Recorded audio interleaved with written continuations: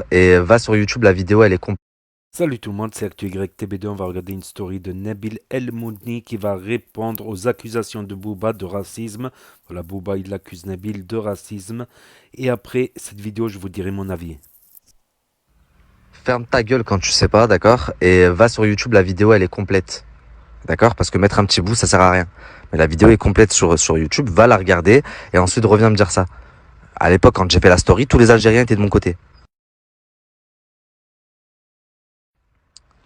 C'est un Algérien qui a fait un truc de fou, une vidéo sur un Renoir, Starfallah, comment il parle.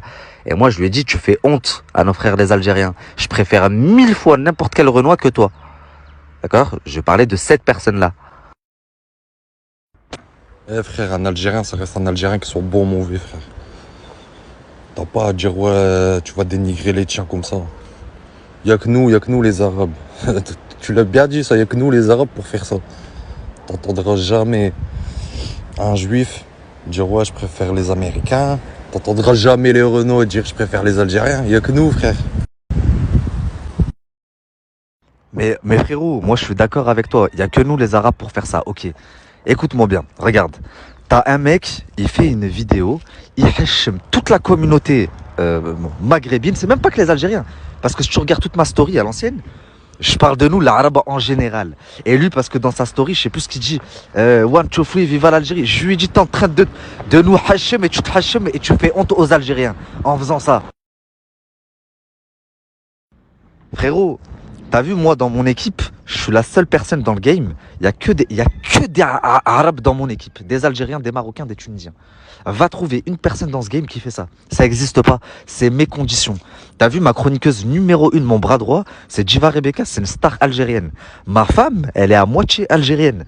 Ça veut dire qu'on vient me dire, t'es raciste des Algériens ou je sais pas quoi, mais starfallah. Et je te dis la vérité, je reviens pas sur mes paroles. Hein. Je les maintiens fort même. Parce que c'est honteux. T'as vu qu'un Babtou, il parle comme ça des Noirs. Bande de kahlouches de merde, bande de singes, je sais pas quoi. D'accord. C'est un vieux raciste. Mais qu'un Arbi, il parle comme ça d'un Renoir, alors que nous-mêmes, on subit le racisme en France. Mais on est où là? La vie de ma mère, c'est un schlag. Et il fait honte à la communauté algérienne. Et ouais, 1000 fois je suis plus proche des Renois que d'un Algérien comme ça, ou même d'un Marocain comme ça. T'as vu, ma dernière vidéo YouTube, c'est la psychopathe de Bruxelles, c'est sur une Marocaine, frère. Et je suis Marocain. T'as vu, moi, il n'y a pas de... Ouais, c'est parce que c'est un Algérien ou parce que je sais pas quoi. Ouais, Hassoul, je suis d'accord avec toi, mais voilà, t'as bien raison de parler comme ça. Mais il y a des limites à parler, t'as vu. Tu te moques pas d'un peuple comme ça, frère, voilà. Plus moi, comme tu m'as dit avant, t'es marocain, t'as vu, tu peux porter en confusion. Et ça peut attiser la haine, en plus, t'es suivi par beaucoup de personnes.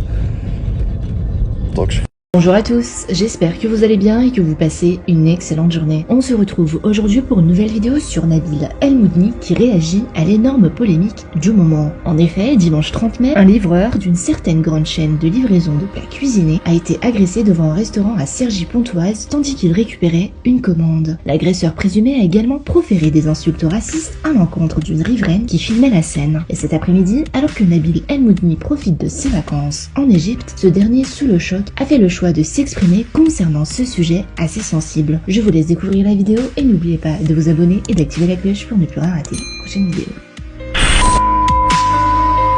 Salam la team, j'espère que vous allez bien. Nous ça va, alhamdoulilah. On vient de se lever et avant de commencer la journée, je voulais faire une petite story. Donc, je viens de vous partager une vidéo que j'ai reçue massivement hier où on voit un rebeu, un frère rebeu, insulter, frapper, dénigrer un autre frère Renoir. Donc le Renoir est en sang, on entend des propos, des propos où on devrait lui couper la langue à ce type-là, où il parle d'esclavage, de je sais pas quoi, et truc de ta mère, et truc de ton père, et truc. Mais ces gens-là, vous savez même pas à quel point j'ai honte, mais j'ai honte que ce soit mes frères maghrébins.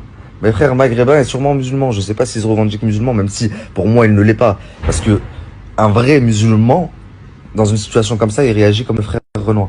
C'est-à-dire qu'il ne réagit pas. C'est très très dur, mais c'est ce que notre religion nous demande. C'est-à-dire qu'une personne que tu vas hagar comme ça et qui te répond pas, qui te regarde, vous imaginez même pas le péché que l'Algérien est en train de prendre et les hassanettes que le Renoir est en train de prendre. Mais c'est pas une raison. Donc quand je reçois des messages de personnes qui me disent Nabil, t'en parles pas parce que c'est un rebeu comme toi. Et ça aurait été l'inverse, t'en aurais parlé. Non, non, j'en ai pas parlé parce que je suis en vacances, la famille. Mais sachez que je me sens plus frère avec le Renoir qu'avec l'Algérien. J'ai honte, je vous dis.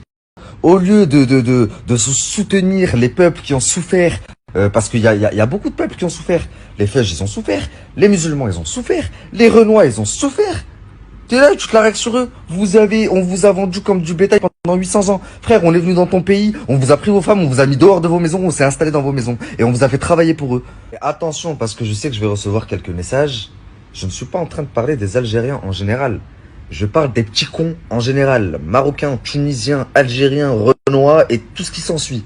Simplement, ça me tue quand j'entends des propos comme ça, là, liés, oui, vous avez été des esclaves, machin et tout. Parce que si t'es ne serait-ce un petit peu impliqué envers tes frères en religion, sache que en Palestine, c'est un petit peu ce qui est en train de se passer.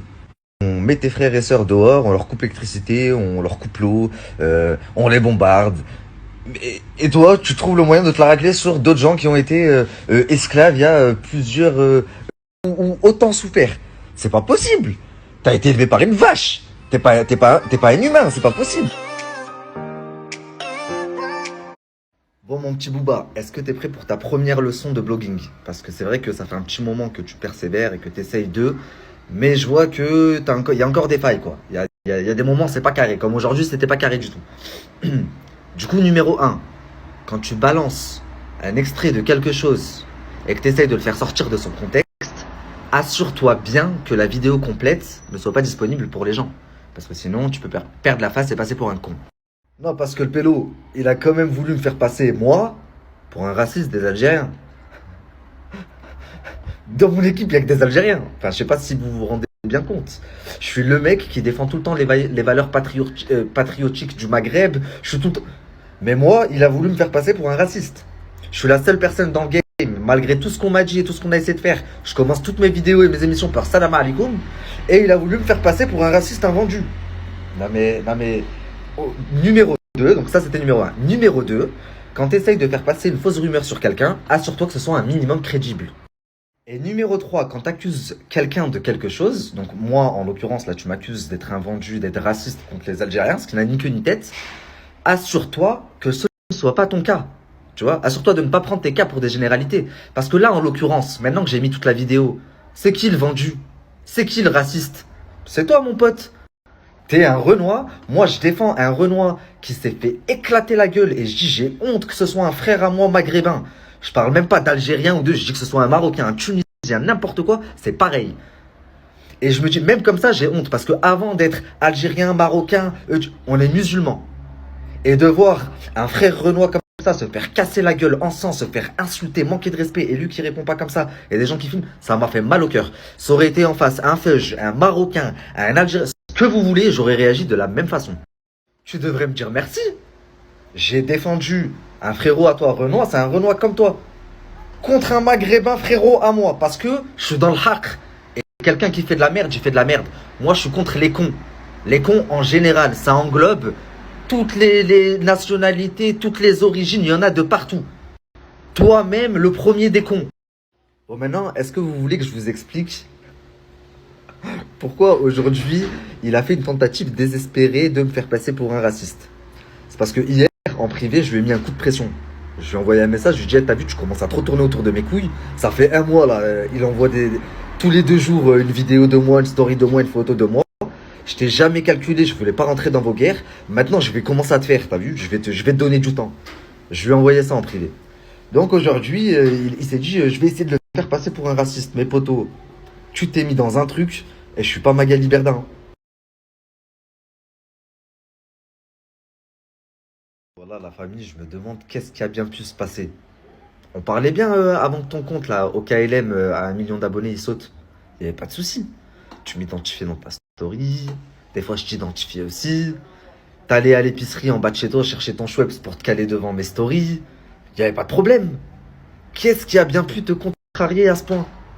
C'est les audios qu'elle t'a envoyé l'autre psychopathe là? C'est mon reportage, c'est quoi? Je comprends pas. Tu le savais pourtant que je parle avec Magali. Moi je te l'ai dit, je cache rien à personne. Je t'ai dit je parle avec Magali, je parle avec Wesley, je parle avec tout le monde. Et si je veux exceller dans mon métier, il faut que je parle avec tout le monde de toute façon.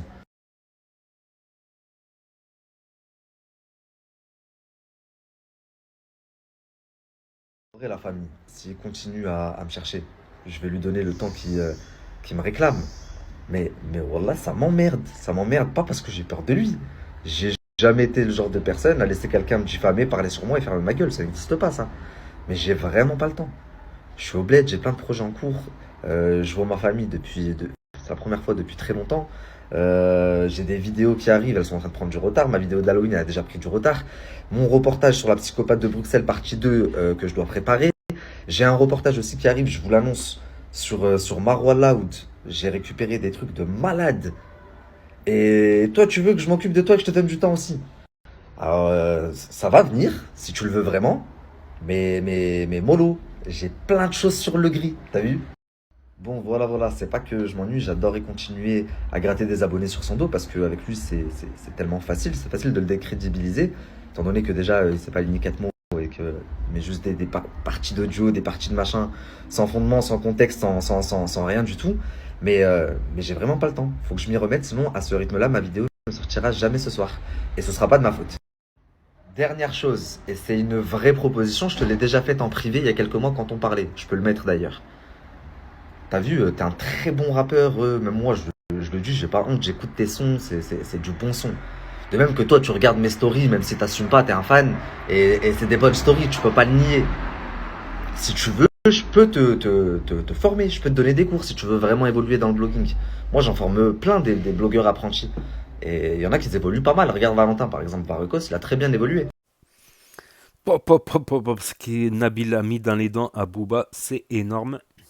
Donc, je me rappelle quand Soraya BX, elle avait déjà envoyé cette vidéo, donc elle sera en lien à la fin de cette vidéo-là, où elle accusait Nabil d'être raciste. Et là, Booba a reposté encore cette vidéo-là. Et je me rappelle de cette affaire-là. C'était le mec, le rebeu, qui avait frappé un livreur, Black. Il y a une Black qui a filmé de son balcon. Il a insulté, il a fait le racisme. Ça, j'ai du mal à... Comme j'ai vu certains commentaires racistes, j'ai du mal à comprendre. Surtout quand nous-mêmes, on a subi ce racisme. Quand j'étais petit, j'allais au collège, je voyais les affiches du Front National. Alors que moi, j'étais le premier supporter de l'équipe de France, les Bleus, allez les Bleus, tout ça, à l'époque de Papin, tout ça. Quand Zidane, il arrivait, tout ça. J'étais le premier supporter des Bleus et tout. Et quand j'allais au collège, je regarde les affiches Front National, immigration est égale insécurité, immigration est égale chômage. Vous savez que j'étais petit, mais ça m'a fait mal de voir ces affiches comme ça. J'étais loin de m'imaginer, je savais qu'il y avait un peu, que le racisme existait, mais pour moi c'était quelque chose de caricatural, c'était le bourré du PMU, et qui dit non, vous êtes pas pareil, vous êtes gentil finalement. Mais quand on a subi cette douleur intérieure, d'être considéré comme moins que rien, comme un animal, comme moins qu'un animal, être considéré comme un lépreux, un truc. Quand on a souffert de ça, je me demande comment on peut le refaire à quelqu'un d'autre. Comment on peut avoir le culot de le refaire à quelqu'un d'autre quand on sait que cette douleur, elle fait mal. Voilà. Cette douleur, elle fait mal. Même si les gens, ils ont les nerfs, faut garder le sang-froid, même parce que des fois, on peut dire des choses, dans l'énervement, on peut dire des choses qu'on ne pense pas, voilà, qui est dicté par l'énervement ou la vengeance ou des trucs comme ça. C'est triste d'en arriver là, surtout quand on voit les bonnes personnes de chaque communauté. Surtout quand on voit les bonnes personnes de chaque communauté. C'est injuste. C'est injuste. Et voilà, tout simplement, on pourrait en parler des heures, c'est un sujet intéressant, le racisme, tout ça, les ressentiments, l'effet de meute, le nationalisme, la politique, tout ça. C'est des sujets lents à développer, voilà, pour qu'il n'y ait aucune ambiguïté. Donc, peut-être j'en ferai un live un de ces quatre. Donc, n'hésitez pas à me dire ce que vous en pensez dans les commentaires, à mettre un pouce bleu, à vous abonner, à cliquer sur la cloche. Et je vous dis à très bientôt, les amis, les potos, pour de nouvelles vidéos. Merci d'avoir regardé. C'était Actu YTB de Tchuss.